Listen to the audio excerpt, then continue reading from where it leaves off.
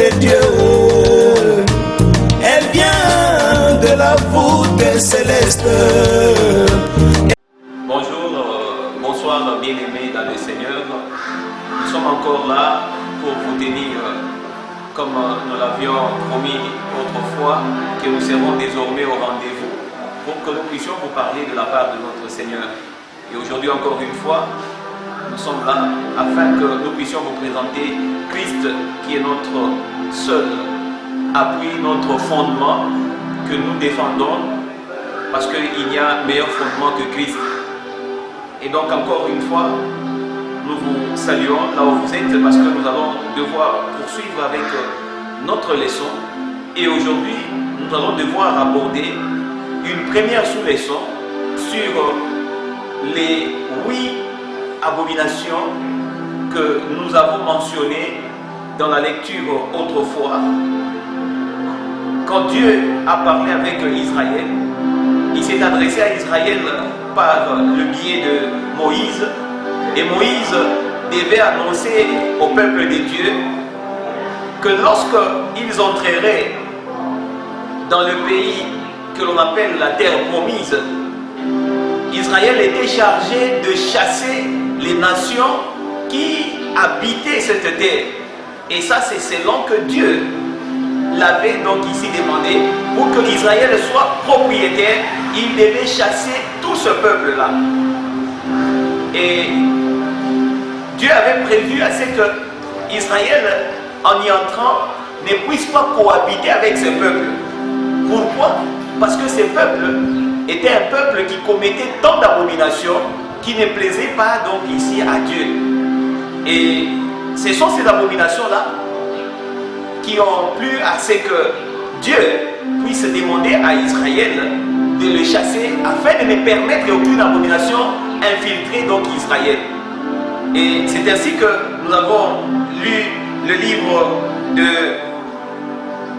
Deutéronome chapitre 18, là en commençant au verset 9 jusqu'au 15e verset, nous avons listé, nous avons donc ici parlé de ces abominations les unes après les autres, et nous avons vu la fois dernière quelles sont les causes justement aujourd'hui, même hier avec Israël, qui maintenait donc ici ces abominations. Mais pour que nous puissions comprendre bien la chose, lorsque Israël est entré dans la terre promise, qu'est-ce que nous avons vu? Dieu ayant donc ici interdit à Israël d'imiter ces abominations-là, d'imiter ce peuple-là, qu'est-ce que Israël a fait lorsqu'il était question de partager la terre promise?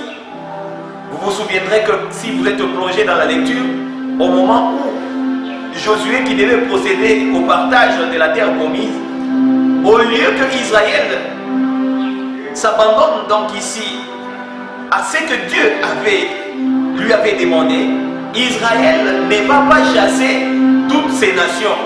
Israël va garder un peuple qui s'identifie justement ici à cette terre comme on appelle Canaan. Israël va garder les Cananéens, alors que les Cananéens, comme aussi toutes les autres nations, étaient en train d'adorer ces dieux étrangers-là. Et donc, quand Israël entre, Israël va maintenir sur cette terre, il va maintenir ce peuple-là. Et c'est de là que vous allez comprendre qu'on parle des Baals. Aujourd'hui, beaucoup de gens ne comprennent pas quand on parle des Baals. Les Baals, ce sont des dieux que Israël avait trouvés en Canaan. Et faute d'obtempérer à ce que Dieu leur avait demandé, ils ont gardé ces Baals-là, ils ont gardé ce peuple-là, le peuple cananéen. Et c'est ainsi que vous allez voir que Israël sera infiltré du fait qu'il a gardé ces actions-là. Souvenez-vous quand on parle d'Élie contre les prophètes des Baals. Les prophètes des Baals ne sont pas des prophètes en dehors d'Israël, c'est des prophètes au sein d'Israël. Parce que Israël n'avait pas obtempéré à ce que Dieu lui avait demandé de chasser toutes ces nations-là.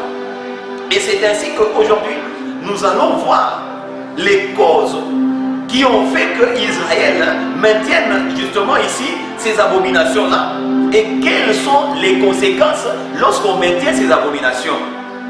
Et c'est là que nous allons lire Deutéronome chapitre 7 au verset 26 pour comprendre ce que Dieu avait demandé à Israël. Nous lisons au verset 26: tu n'introduiras point une chose abominable dans ta maison, afin que tu ne sois pas comme cette chose, dévouée par interdit. Tu ne l'auras pas, tu l'auras en horreur, tu ne l'auras en abomination, car c'est une chose dévouée par interdit. Nous allons comprendre que quand nous parlons des abominations, c'est des choses que Dieu lui-même a interdites à Israël. Mais Israël ne l'a pas entendu de cette oreille-là. Israël a laissé la chose abominable accéder dans sa maison, accéder dans sa demeure. Et donc vous allez comprendre que Dieu a proscrit l'abomination pour Israël. Et aujourd'hui, les gens qui exercent ces mêmes abominations, ils sont aussi proscrits, n'est-ce pas, ici, du peuple de Dieu, parce que Dieu a dénoncé ces abominations-là et il les a condamnées. Et c'est ainsi que maintenant, aujourd'hui, lorsque nous regagnons un tout petit peu pour que nous puissions voir les causes réelles, nous avons trouvé ici que parmi les abominations, ces abominations-là s'est lancé dans l'ordre de la divination. Dans le pays de Canaan, il y avait beaucoup de peuples. Ces peuples-là s'étaient investis dans la notion, n'est-ce pas ici, de prédire l'avenir. Et il y a toute une litanie, n'est-ce pas ici, de prophètes aujourd'hui qui entrent dans l'église. Parce qu'aujourd'hui, nous considérons l'église comme étant cette terre-là où tout le monde, n'est-ce pas ici, vient trouver le repos que Dieu a promis. Mais qu'est-ce que nous voyons aujourd'hui? Il n'y a que des abominations que nous trouvons. Ce que Dieu a interdit, c'est ce que nous trouvons établi. Comme le Seigneur lui-même l'a rappelé quand nous lisons Matthieu 24 au verset 15.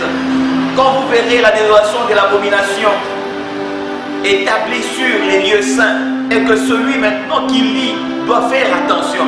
C'est ainsi maintenant aujourd'hui, on aurait considéré que l'église est ces lieux-là où nous devrions trouver la sainteté. Mais qu'est-ce que nous y trouvons aujourd'hui? Nous ne trouvons que des abominations. Et c'est ainsi qu'aujourd'hui, nous allons rappeler ce que nous avions dit, les fondements, ce qui permet aujourd'hui que le peuple de Dieu, au lieu d'obtempérer à ce que Dieu avait demandé, de chasser ce peuple, Israël préfère garder ceux qui exercent l'abomination, il préfère garder les abominations et par conséquent, il commence à les imiter, il commence à les adopter comme aussi une manière de vivre pour lui.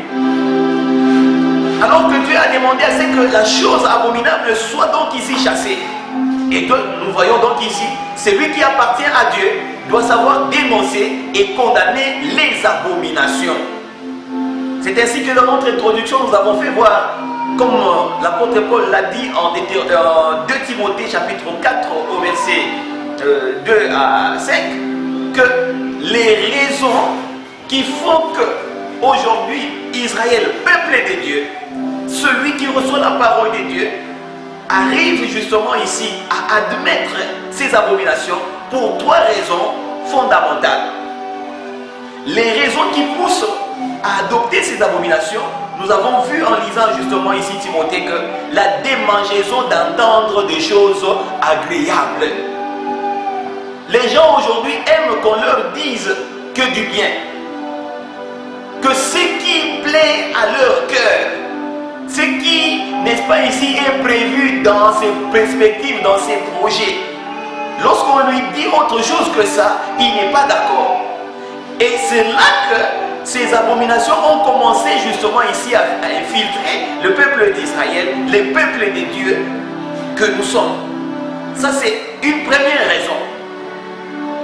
La démangeaison d'entendre des choses agréables. On veut des prédications, n'est-ce pas ici, qui caressent dans le sens du poil. Ça, on acclame. Et quand ce n'est pas le cas, là, on reprouve. Ce n'est pas ça. La deuxième raison, c'est le refus de la souffrance.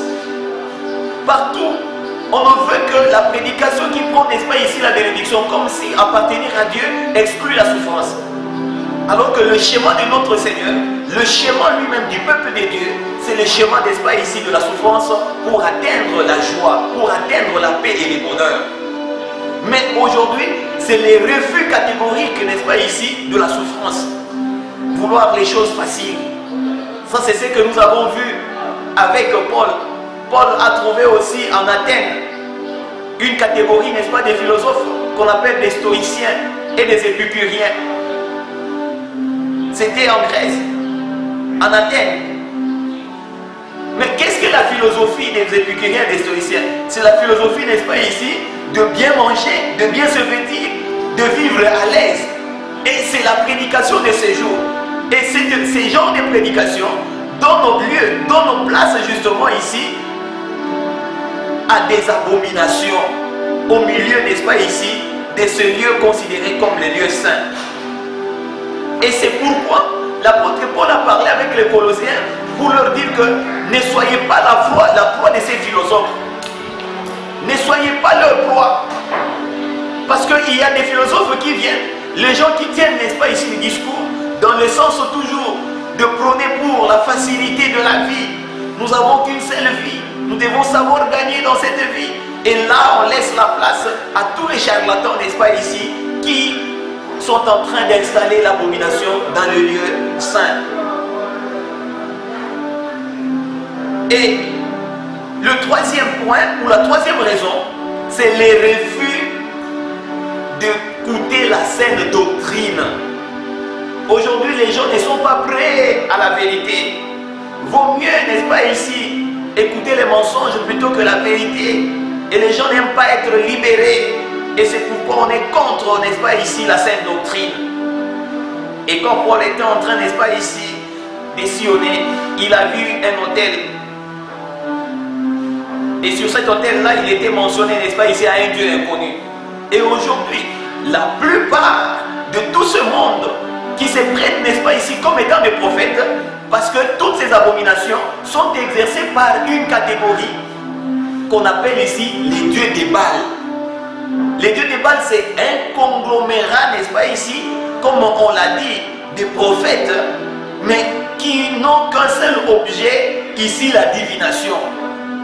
Aujourd'hui, tout le monde est prophète. Dans quelques congrégations, dans quelques confessions religieuses, tout le monde se prête à l'exercice de la prophétie. Et pour arriver justement à des fins qu'ils eux-mêmes savent, ils vont emprunter justement ici le chemin de la divination, des abominations qui sont des choses interdites par Dieu. Et alors, c'est ainsi que aujourd'hui, je veux devoir, n'est-ce pas ici, vous parler juste de quelque chose là. Tous ces gens ici, quand ils exercent leurs abominations, ils se prêtent, n'est-ce pas ici, à parler de Jésus sans citer Jésus. Et quand on parle de Jésus sans les citer, ça veut dire qu'on parle contre Jésus.